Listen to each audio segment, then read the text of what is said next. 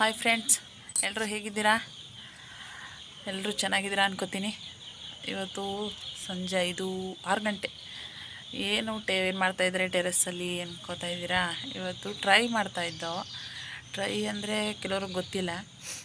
Try ಅಂದರೆ ಈ ಥರ ಮೆಣಸಿನ ಬೀಜನ ಹಾಕಿ ಸೊಸಿ ಮಾಡ್ತಾಯಿದ್ದೀವಿ. ಯಾಕೆ ಅಂತ ಅಂದರೆ ಊರಿಗೆ ತೊಗೊಂಡೋಗಿ ಹಾಕಬೇಕು. ಅದಕ್ಕೆ ಒಂದು 4-5 ಸಾವಿರ ಮಾಡಬೇಕು. ಅದಕ್ಕೆ ಮಾಡ್ತಾಯಿದ್ವಿ. ಒಂದು ತಿಂಗಳಲ್ಲಿ ಒಂದು ಕಾಲು ತಿಂಗಳಲ್ಲಿ ನೆಡ್ಬೋದು. ಊರಿಗೆ ತೊಗೊಂಡೋಗಿ ನೆಡಬೇಕು. ಅದಕ್ಕೋಸ್ಕರ ಇಲ್ಲೇ ಮಾಡ್ಕೋತಾಯಿದ್ವಿ. ಅಲ್ಲಿ ನೋಡ್ಕೊಳ್ಳೋರು ಇಲ್ಲ ಅಂತ ಇಲ್ಲೇ ನಾವೇ ಮಾಡ್ಕೋತಾಯಿದ್ವಿ. ಆಮೇಲೆ ಇದು ಬೆಳೆದ ಮೇಲೆ ಅಂದರೆ ನೆಡೋ ಸ್ಟೇಜಿಗೆ ಬಂದ ಮೇಲೆ ತೊಗೊಂಡೋಗಿ ಊರಿಗೆ ನೆಡ್ತೀವಿ. ಹೇಗೆ ಮಾಡೋದು ಇದನ್ನು ಅಂತ ತೋರಿಸ್ತೀನಿ. ಇದನ್ನು ಈ ವಿಡಿಯೋ ಮಾಡೋದೋ ಬೇಡೋ ಅಂದ್ಕೊಂಡಿದ್ದೆ. ಬಟ್ ಪರವಾಗಿಲ್ಲ, ನಮ್ಮ ಕೆಲಸ ನಾವು ಮಾಡೋಕ್ಕೆ ನಾಚಿಕೆ ಬೇಡ ಅಲ್ವಾ. ಈಗ ಇಷ್ಟು ಮಾಡಿ ಇಟ್ಟಿದ್ದೀವಿ. ಒಂದೂವರೆ ಸಾವಿರ ಸಸಿ ಇದು ಟ್ರೈ ಆಗಿದೆ. ಇನ್ನೂ ತುಂಬ ಮಾಡಬೇಕು. ನೋಡಿ, ಮಾಡ್ತಾಯಿದ್ದೀನಿ.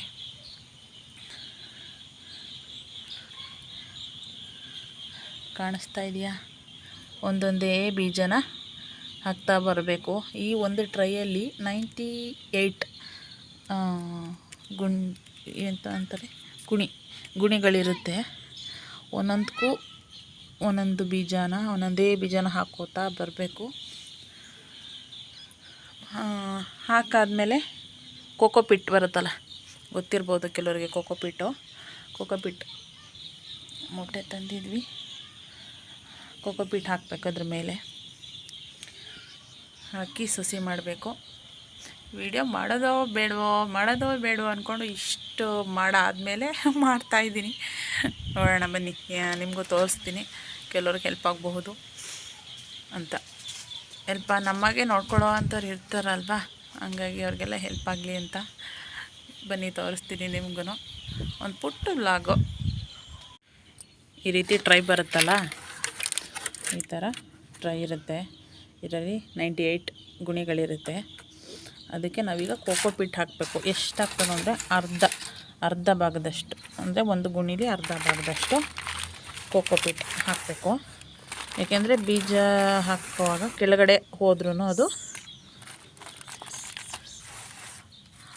ಮೆಣಸಿನ ಬೀಜ ಹಾಕ್ತೀವಿ ನೋಡಿ, ಅದು ಕೆಳಗಡೆನೂ ಹಾಕಬಾರ್ದು, ಮೇಲ್ಗಡೆನೂ ಹಾಕಬಾರ್ದು, ಮಧ್ಯ ಹಾಕಬೇಕು. ನಾವು ನಮ್ಮ ಕೆಲಸನ ನಾವೇ ಮಾಡ್ಕೊತೀವಿ. ಊರ ಕಡೆ ಎಲ್ಲ ಹೋದಾಗ ನಾವು ಯಾರನ್ನೂ ಕರೆದು ಮಾಡ್ಸೋಕ್ಕೆ ಹೋಗಲ್ಲ. ನಮ್ಮ ಕೆಲಸನ ನಾವೇ ಮಾಡ್ಕೊಳ್ತೀವಿ. ಊರ ಕಡೆನೂ ಹೋದ್ರೂ ಅಷ್ಟೇ, ಇಲ್ಲಾದರೂ ಅಷ್ಟೇ. ನೋಡಿ, ಇವಾಗ ಅರ್ಧ ತುಂಬಿದ್ದೀನಿ.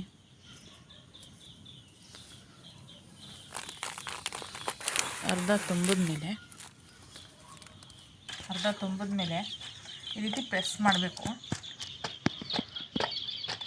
ಯಾಕೆಂದರೆ ಅರ್ಧ ಬರಬೇಕಿದು ನೋಡಿ, ಈ ಥರ ಅರ್ಧ ಬಂದಮೇಲೆ ಈಗ ಬೀಜನ ಒಂದೊಂದು ಗುಣಿಗೆ ಒಂದೊಂದು ಬೀಜನ ಹಾಕ್ತಾ ಬರಬೇಕು.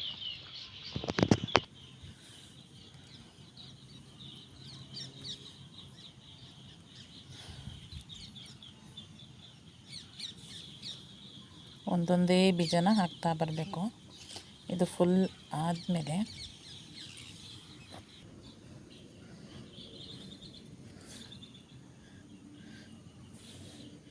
ಈ ರೀತಿ ಇಟ್ಟಾದಮೇಲೆ ಮತ್ತೆ ನಾವು ಕೋಕೋಪಿಟ್ನ ಆ್ಯಡ್ ಮಾಡಬೇಕು. ಒಂದು ಗುಣಿಗೂ ಮಿಸ್ ಆಗಬಾರ್ದು, ನೋಡಿಕೊಂಡು ಇಡಬೇಕು. ಯಾವುದಾದ್ರೂ ಗುಣಿಗೆ ಮಿಸ್ ಆಗಿದೆಯಾ ಅಂತ ನೋಡ್ಕೊಳ್ಳಿ. ನಮ್ಮ ಕಡೆ ಗುಣಿ ಅಂತ ಕರಿತೀವಿ. ಬೈ ಮಿಸ್ಟೇಕ್ ಆಗಿದ್ದರೆ ನನ್ನ ಮಾತಿಂದ ಡಬಲ್ ಮೀನಿಂಗ್ ಆ ರೀತಿ ಏನಾದರೂ ಕೇಳಿದರೆ ಸಾರಿ. ಈ ರೀತಿ ಫಿಲ್ ಮಾಡಬೇಕು. ಕೋಕೋಪಿಟ್ನ ಈ ರೀತಿ ತುಂಬಿಡ್ಬೇಕು. ಫುಲ್ ಮಾಡಬೇಕು ಗುಂಡಿಗೆ. ಈ ವಿಡಿಯೋ ಮಾಡೋದೋ ಬೇಡವೋ ಅಂತಲೇ ಯೋಚನೆ ಇವಾಗ್ಲೂ. ಹಾಕೋದೋ ಬೇಡವೋ, ಏನು ಅನ್ಕೋತಾರೋ ಏನೋ ಅಂತ. ಬಟ್ ನಾವು ರೈತರೇ ಅಂದಮೇಲೆ ಇವೆಲ್ಲ ಮಾಡೋ ಸಹಜ. ಅವು ನಮ್ಮ ಕೆಲಸದ ಮೇಲೆ ನಮಗೆ ಹೆಮ್ಮೆ ಇರಬೇಕು ಯಾವತ್ತು ಯಾವುದೇ ಕೆಲಸ ಮಾಡಿದ್ರೂ. ಓಕೆ, ಫುಲ್ಫಿಲ್ ಆದಮೇಲೆ ಫುಲ್ಲು ಸ್ವಲ್ಪ ನೀರು ಹಾಕೋತಾ ಇರಬೇಕು. ನೀರು ಹಾಕ್ತಾ ಇರ್ತಾರೆ ಇದರ ಕೊಕೊಪೀಟ್ಗೆ.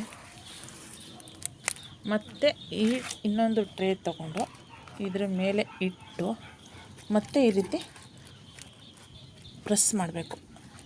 ಚೆನ್ನಾಗಿ ಕೂತಿದೆಯಾ ಗೊಬ್ಬರ ಅದು ಕೊಕೊಪೀಟು ಅಂತ ನಮಗೆ ಗೊತ್ತಾಗುತ್ತೆ. ಓಕೆ, ನೋಡಿ ಕೂತಿದೆ. ಮೇಲೆ ಬಂದಿರೋ ಅಂಥ ಗೊಬ್ಬರನ ಈ ರೀತಿ ಮಾಡಿದ್ರೆ ಸಾಕು. ಈ ಥರ ಫುಲ್ ಆದಮೇಲೆ ಒಂದ್ರ ಮೇಲೊಂದು ಇಡ್ತಾ ಬರಬೇಕು.